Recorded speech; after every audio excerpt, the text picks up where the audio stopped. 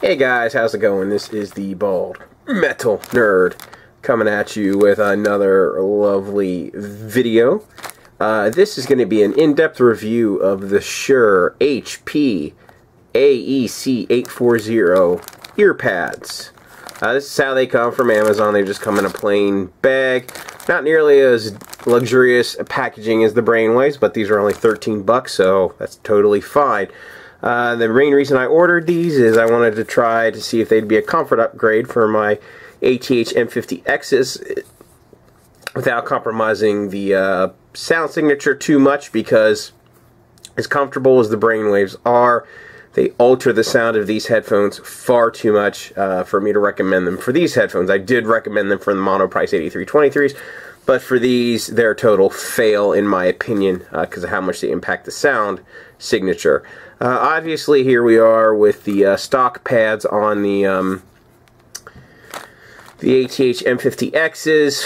I have twisted these off, but this gives you an idea of what it looks like thickness-wise with the stock pads. So let's go ahead and remove these from the packaging and give you a good look at the pads. Yeah, pretty standard. They're just headphone pads, feeling nice in the hand. I'll go ahead and compare real quick. We're going to obviously do some comparisons between the two. Again, I'm going to give you another reference shot of what these look like with the stock pads on. That's it. So now I'm going to go ahead and grab the new pads so we can kind of see a thickness comparison and look here. Obviously, you can see these are a bit thicker than the stock pads and larger. That's roughly what they'll look like when they're totally on the headphones. And we'll go ahead and just compare individually the individual pads. Obviously, this is the stock, this is the Shure pad. As you can see, the ear opening is... Be right back, guys. Like I was saying, guys, obviously, here they are side by side. The Shure pads are a little bit thicker. The ear hole opening is larger. They feel a bit softer, and the mesh is about the same thickness and consistency. I'm hoping, because these are so much closer than the Brainwaves to the original, that they'll alter the sound signature a lot less than the Brainwaves did. Hopefully less enough to where I can, use these. We'll see. So anyway, what I'm going to do next, guys, obviously, is I'm going to do some listening, comparing the stock pads to the Shure pads, and I'll come back with my assessment and let you guys know if I think this is a good replacement or another fail like the Brainwaves. So I'll see you guys in a little bit. Alright guys, I just spent a stupid amount of time comparing the stock pads to the Shures, and I used my patented quick A/B switching to compare the sound of the two pads. I did that by basically not having the pads correctly attached. I just kind of leave them detached, and then I kind of just line them up, as best I can. And then put them on and listen, and then pop off, and then kind of line them up again, and they will stay on your head. They don't like fall off your ears or anything crazy like that. The clamping force keeps this on your head. So this is a valid way to quickly, because if I took the time to actually properly attach the pads each time, my audio memory of what these sound like would totally be gone by the time I was actually doing that. It would be impossible to really properly A/B these things. It's just, it would be far too time consuming to do that. So that's how I A/B'd these. And a few really quick notes on this, because it's pretty late and I'm not going to give the full rundown on this. I tested at different volumes because the stock pads actually are, quote, louder, right? So like in VLC, for example, if you have the volume set at, say, 70%, right? Listening with the stock pads, it sounds louder than with the Shures, okay? So to overcome this, I had two VLC windows open, and I would set, say, the one that I wanted to listen to the stock pads at, I would set that at 60%, and then I would set the Shures at, like, say, 70% to more or less try to get the volume, listening volume, as close as possible to each other. So it's, if that's somehow a deal breaker for you, these don't get, I guess, don't get as loud as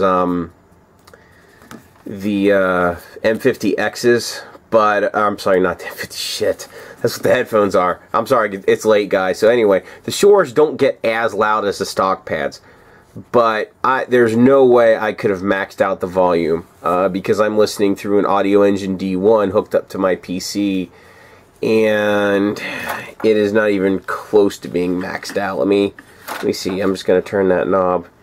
Yeah, there was quite a bit of travel in the knob. Plus, my system volume wasn't at 100%, and VLC could have gone way louder. So,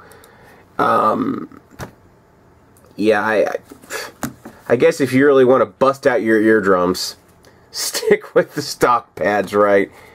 And one other quick thing that I did notice, but I'm going to test out tomorrow. I'm going to try to see if this can be corrected with EQ. One overall thing I noticed in some of the metal that I was testing, some of the guitar seemed to have, with the Shures, a little less bite to it. At least on flat, un-EQ'd music, I think the stock had a bit more bite in the guitars. Now, that's not to be said that these were the clear winners over these. They weren't, because I took a whole bunch of notes. As you guys can see there, if you really want to pause and read this, I really feel bad for you, because of course I'm going to go over all this in the next part of the video, as well as basically what I plan on doing tomorrow is I'm going to obviously put the Shures on the M50X's correctly, right? And I'm going to do a bunch of listening with the Shures, and I'm going to see if I can EQ it to basically get the bite back in the guitar that I think it's missing. And honestly, I think that is going to be pretty easy, because these headphones respond very well to EQ, so I don't think that's going to be an issue. So anyway, that's what I'm going to do. Obviously, I'm going to give a full report, comfort report, all that in the next part of the video. So I will see you guys in a while. Alright guys, now it's time for me to kind of give my final thoughts on this, cover the notes that I showed you guys in the last part of the video, and talk about the whole fucking point of this thing, which of course is comfort with these Shure pads as opposed to the stock pads. So, I spent an inordinate amount of time listening to Enter Sandman, you know, and just for shits and giggles, this was the only song that I compared to my other two sets of headphones. I basically, you know, I started with my Monoprice with the Brainwaves pads on them, and then I compared my Harman Kardon CLs to that, and the Harman Kardons were much more detailed than the Monoprice, but they were much more closed in. Now, the M50X stock were more detailed than the Carmens, but still a bit closed in. You know, that's basically what I noticed, you know, everything in stock configuration. I was having a hard time picking a winner on Enter Sandman, so the way I tested most of the music was listening through my Audio Engine D1 amp, so I thought, hey, I will try this on a phone, and on my listening through my phone, I couldn't really pick a clear winner between the stock and the Shure pads. And then, you know, I tried to, just for shits and giggles, compare both pads to how my speakers sounded. And now, neither one sounded more like speakers. I'm talking about the stock and the Shure pads, of course.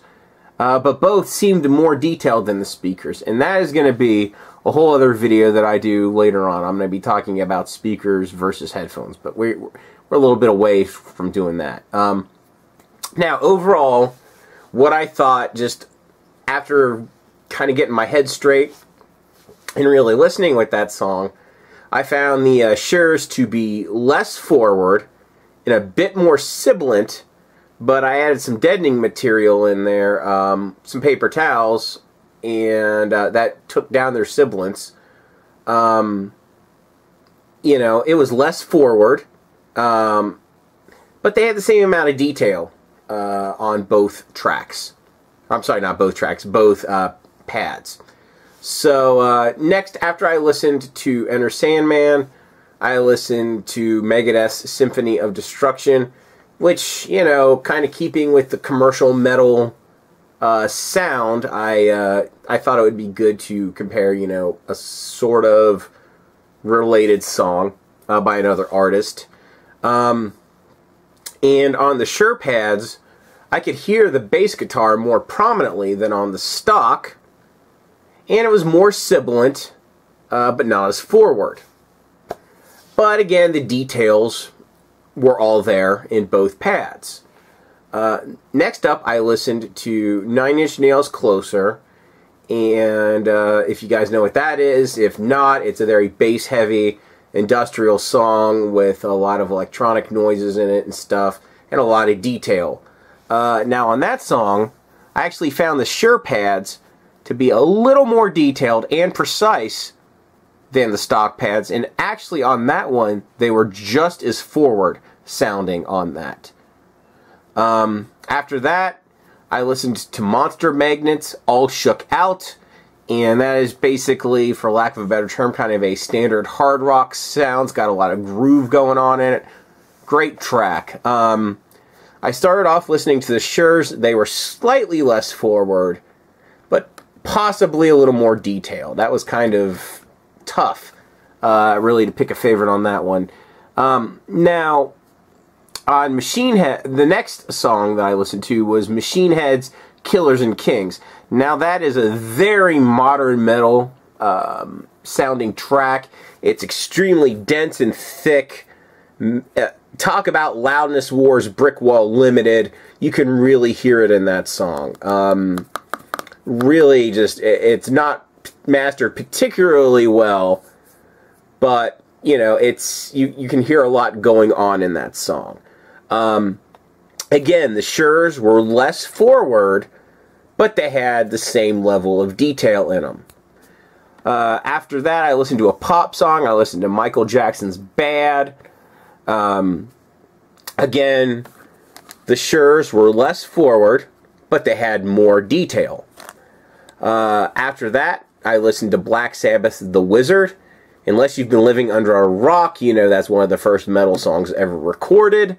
So, that's what it was. And on The Wizard, again, the Shures were less forward, but they were better with a more even tone than the stock pads. And then I kind of bookended my listening. You know, I then went back to a Megadeth song. I listened to Rust in Peace Polaris, which is a very heavy thrash song. You know, well recorded from the early 90s. Now, the Shures were less forward and a bit more sibilant, but both pads were even on the details. And then lastly, I finished up with Master of Puppets by Metallica. And again, the Shures were less forward, but I could hear the bass guitar better on it. Now, like I said, in the earlier part of this video, all of this music was compared, you know, flat, non-EQ'd. And I had the volume turned up a bit more for the Shure pads because the music comes through louder with the stock pads than the Shure pads for some reason. So there's about a 10% volume difference in software, but actual listening volume, they seemed about the same. So just something to keep in mind. And obviously the overarching theme that I said throughout comparing all the songs is the Shure pads are less forward than the stock pads. So if you like an extreme forward, in-your-face sound, and that's just what you love, these are not going to be a great choice for you. Okay? They're just not. Period. Right? At least if you want to listen flat, non-EQ'd. Now, I did play around with the EQ in my software. After I did the listening test, I listened exclusively to the Shures. And with EQ, you can really change, obviously, you can dramatically change the sound of the headphones. You can make the sound just as forward as with the stock ear pads very easily. I also said in the earlier part of the video that the guitars seem to lack a little bit of bite with the Shures compared to the stock ear pads. But again, that can be resolved with EQing. EQing, you can basically make it kind of sound however you want. So, if you really absolutely love the sound of the stock pads, you can correct in EQing, and you can make these sound a lot closer to the stock pads than what they do flat. That is entirely possible. Now, have I been able to recreate it exactly? No, I haven't.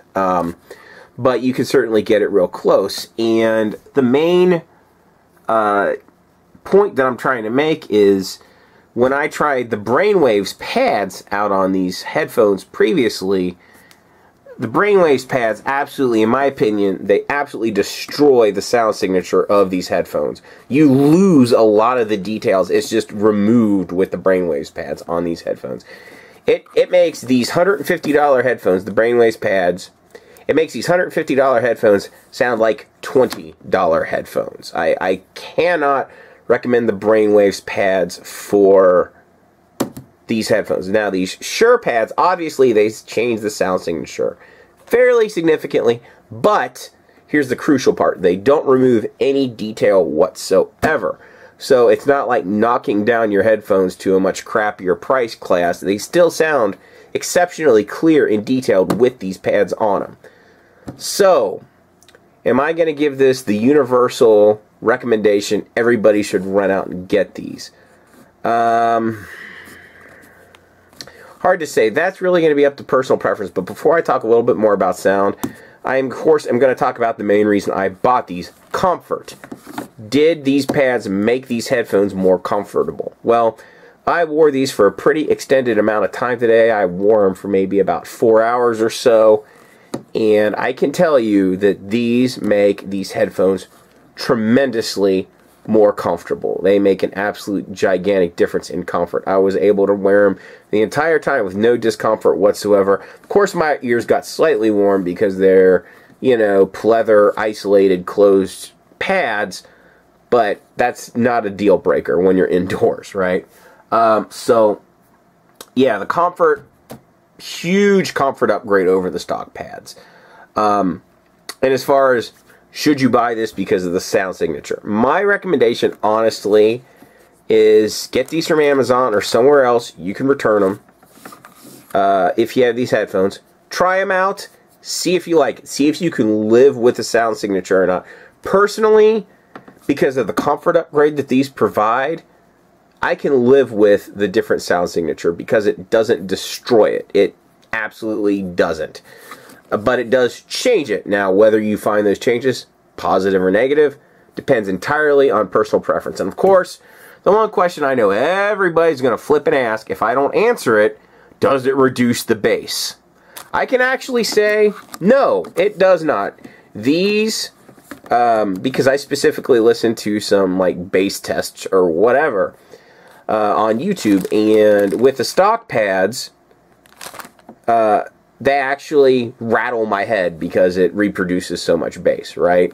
And I can say, with the Shure pads, they rattled my head as well. So, no. Is bass reduced on these? No, it is not. So there you go. I know that's something that a lot of people would want to know. Bass, good. So anyway, that pretty much wraps it up. As always, if you enjoyed watching, thumbs up. If you hate me, thumbs down. Share, subscribe, all that fun stuff. Thanks for watching. I'll catch you guys next time.